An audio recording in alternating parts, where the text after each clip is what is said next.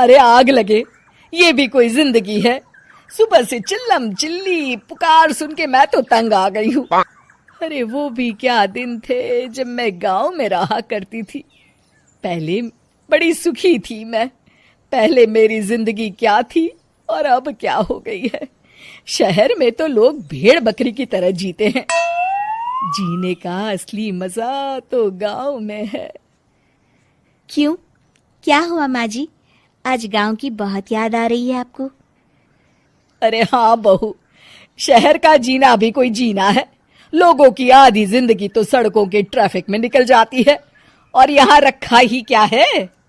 एक बात कहूँ, दिल्ली शहर अब पहले जैसा नहीं रहा। क्या माँ, जब देखो गांव के गुणगान गाती रहती हो। ठीक है, इस बार ना बच्चों के कॉलेज की छुट्टियों में हम सब गांव चलेंगे, ठीक है?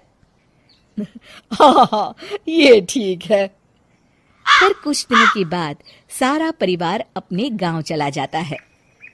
अरे वाह, कितनी ताजी और साफ हवा है, कितनी शांति है यहाँ।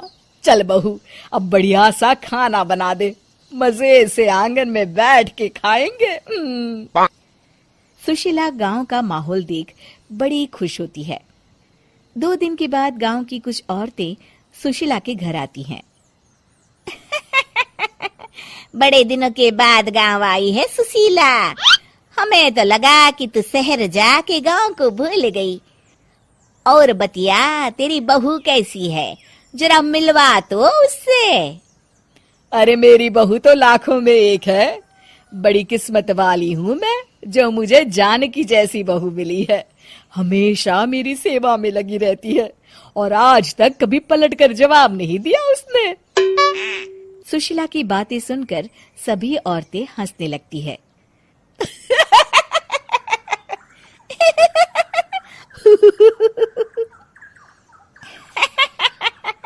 अरे कुछ भी बोले जा रही है। तबीयत तो ठीक है? तेरी बहू चांद से आई है क्या? क्यों बहनों, दुनिया की कोई भी बहू अच्छी होती है क्या?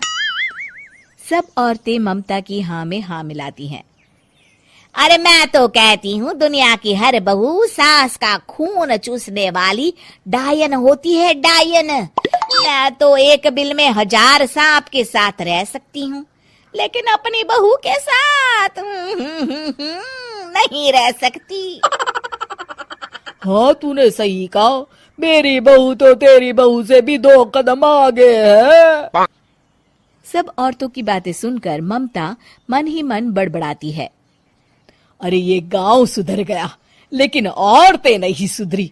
अगर थोड़ी देर और इनकी बेवकूफी भरी बातें सुनूंगी तो मैं सच में पागल हो जाऊंगी।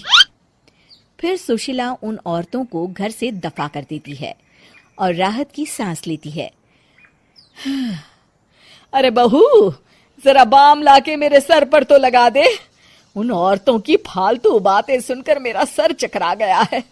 इस गांव की औरतों का तो भगवान ही मालिक है। फिर अगले दिन सुशीला की सास उससे कहती है, अरे बहू, तू यहाँ क्या आराम फरमाने आई है? आखिर ये तेरा ससुराल है। चल चल, घर के कामों में हाथ बटा। शहर में कुछ काम धाम तो करती नहीं है। जरा अपने आप को तो देख, कितनी मोटी हो गई है। सारा दिन घर का काम करने के बाद शाम को सुशीला, हाय मेरी कमर, हाय मेरे पैरों ने तो जवाब दे दिया। आज तो मुझसे मक्खी भी न मारी जाएगी। अरे बहू, जरा आकर मेरे हाथ पैर तो दबा दे।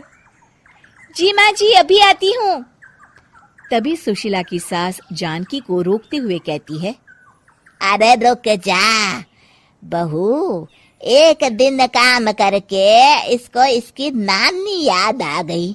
हम लोग तो रोज इतना काम करते हैं, कोई जरूरत नहीं इसके हाथ पैर दबाने की। सुबह तक सब ठीक हो जाएगा। सुशीला अपनी सास की बातें सुनकर हैरान रह जाती है।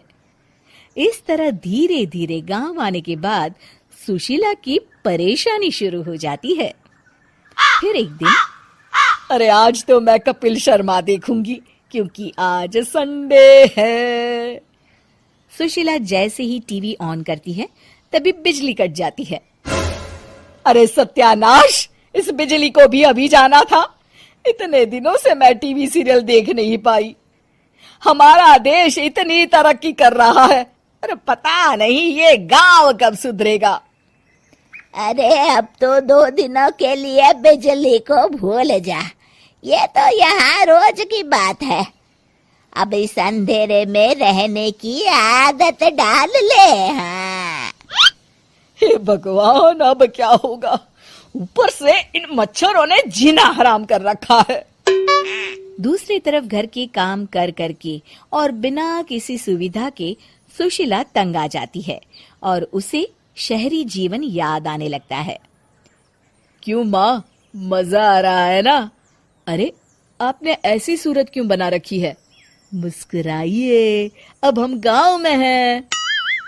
मोहन के साथ जानकी भी अपनी सास की खिंचाई करती है।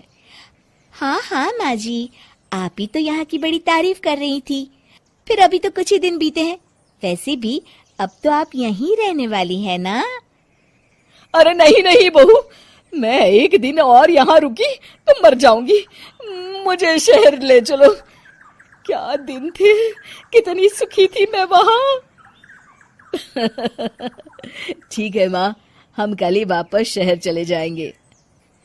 इस तरह सुशीला शहर आ जाती है और फिर कभी दोबारा गांव जाने की जिद नहीं करती।